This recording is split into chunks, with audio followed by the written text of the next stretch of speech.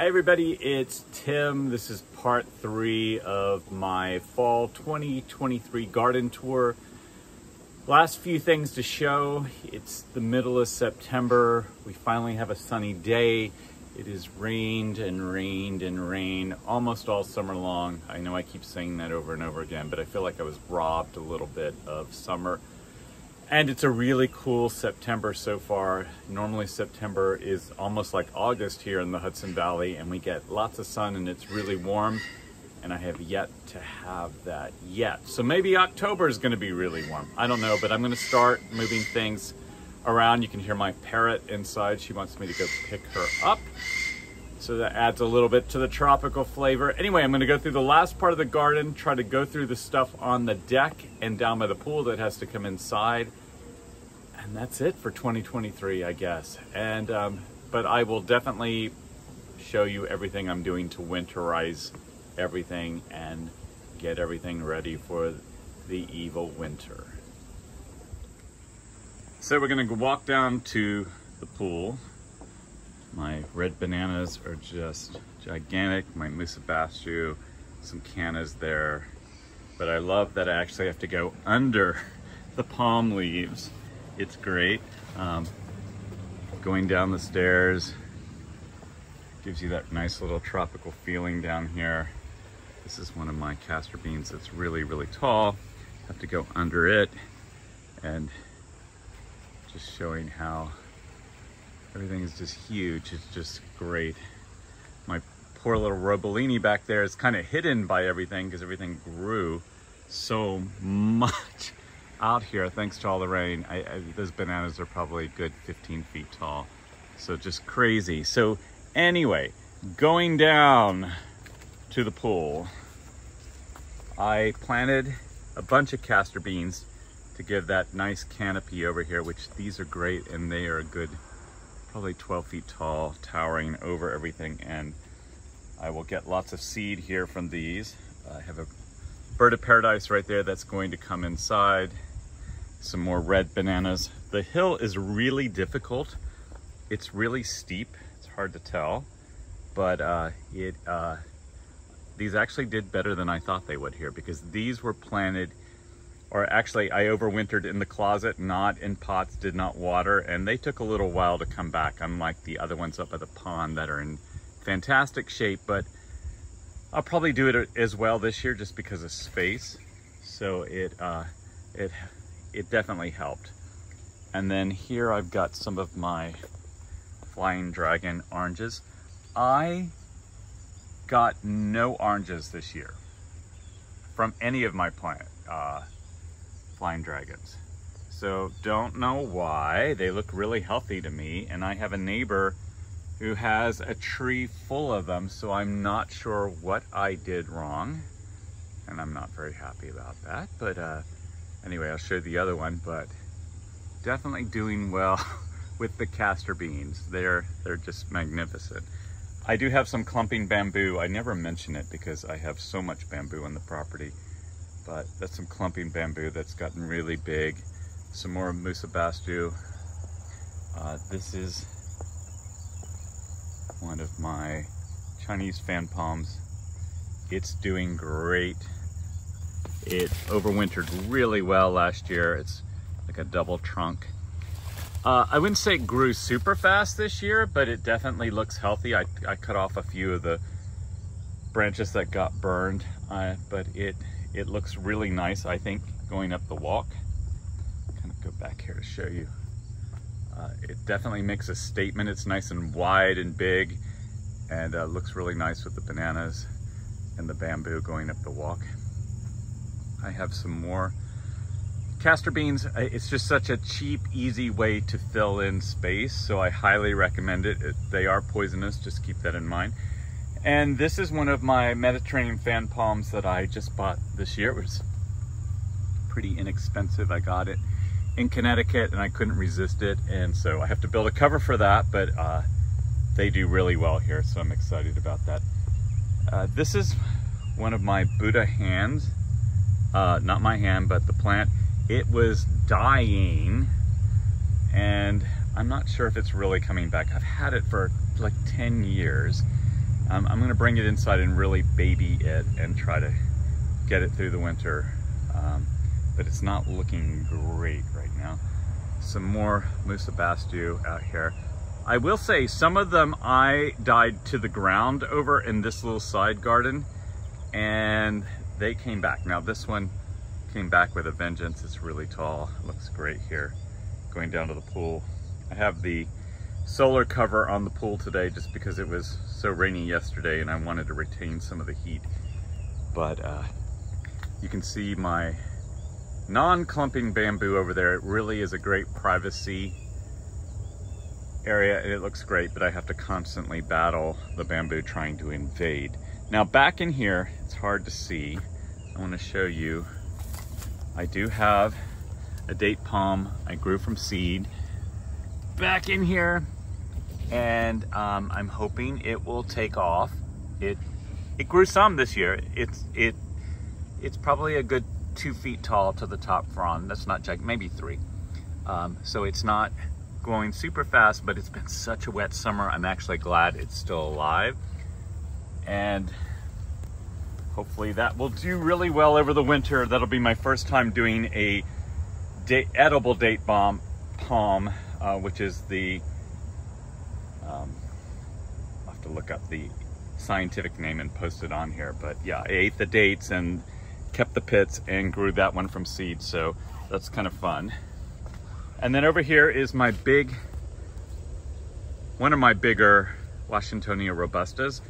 This one, this winter, the top blew off during the Christmas Eve storm. It was really exposed to some really low temperatures, like below 10 degrees Fahrenheit.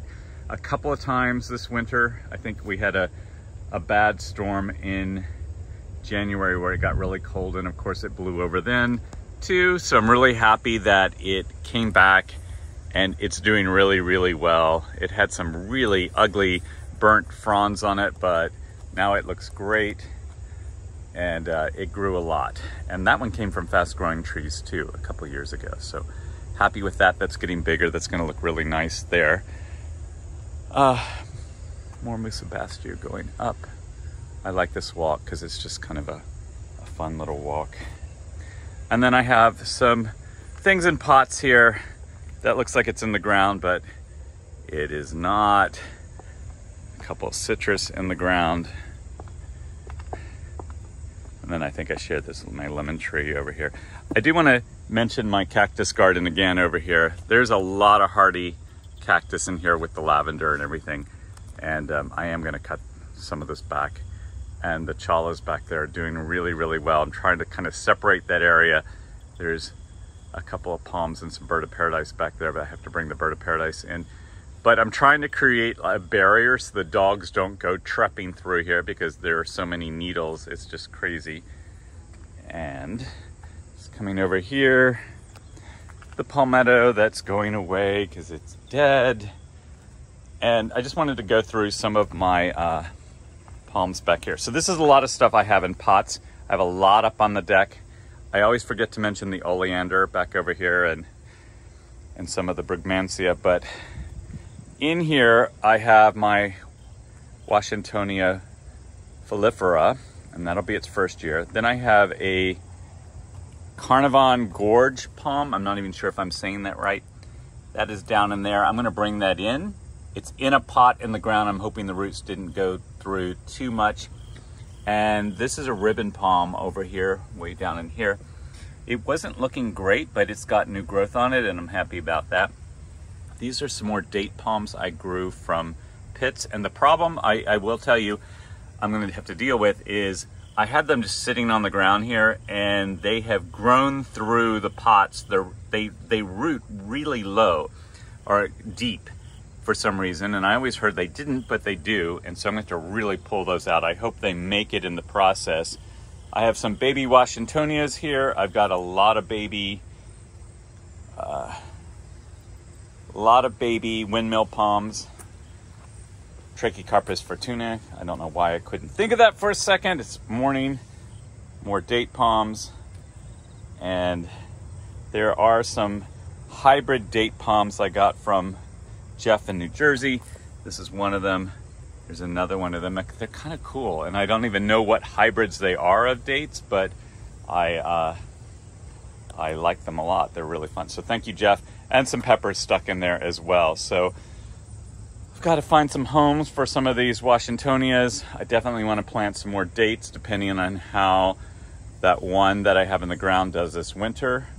And then I'm just going to mention this again. I'm really happy that my Pindo palm came back from the dead back here. Let's just say hello to it back in here behind the cannas. It's in the ground. It lived last winter. It just looked horrible. So I chopped it big time. I took a lot off of that. So I'm happy that it made it. And just while I'm down here, I'm going to uncover the pool today because it's supposed to be warm and I can get back in the pool, but it's a really pretty morning here in the Hudson Valley. Now up to the deck area. So I thought I would just record the walk up because it is kind of fun. I always feel like I'm walking through the jungle here. And I love the way it looks. I was really lucky that all these walkways existed in this house when I moved in. It's just that this was all grass over here, and this was all grass over here with a couple of, like, a lot of trees blocking the pool. That is a flowering cherry that has kind of come back. It's still very hollow. I don't know how many years it will live. That's a trunk of a mimosa. It was a beautiful tree, but it didn't make it one year. It was a gigantic tree. And then coming up to the deck. So I love having my brugmansias up here because they smell really good. It's just last year they were horrible. We had a drought. This year we had more rain than you can possibly imagine. And they're doing fantastic. And I have a great view from up here.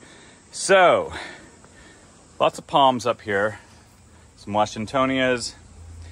Some Washingtonias foliferas.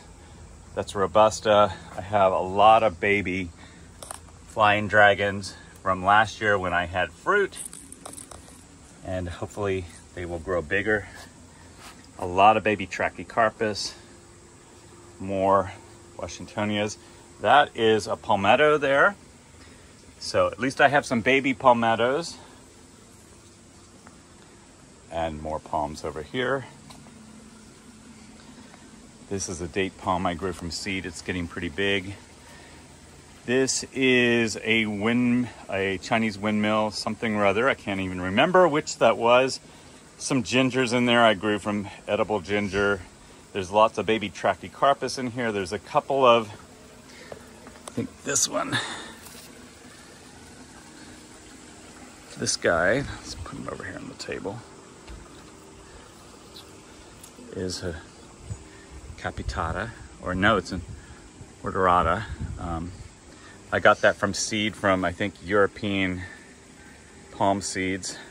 Not everything came up, but a few of them did, and this one's doing pretty well, so putting that down. I forget what I have, and then when I bring it in, I'm like, oh my gosh, I've got so much stuff.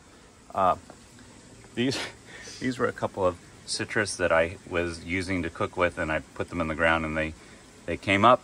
Some came up in my Trachycarpus. I have a lot of Trachycarpus up here. Some more flying dragons. Then I have an old man palm I got from seed from a friend in Florida. He brought it up. I think that's another one there. There's a foxtail. I love when people bring me seeds and I try to make them work. This is a pine, an Italian umbrella pine. There's another one that came from some seed company that one of my friends had, and he gave me the seeds. Some plumerias, some peppers, some more Washingtonias. That one's doing really well for some reason. It's not even in a big pot. Some more Trachycarpus. I have a lot of Trachycarpus up here. And that's kind of it for the season. So, beautiful day. That concludes the fall tour. I'm sure I'm going to be doing a lot more with trying to winterize everything. But as you can see, it's a really pretty day in the Hudson Valley. So hopefully I will go down and uncover the pool and jump in before work. And I hope everybody has a great day. Please like and subscribe and buy some palm trees.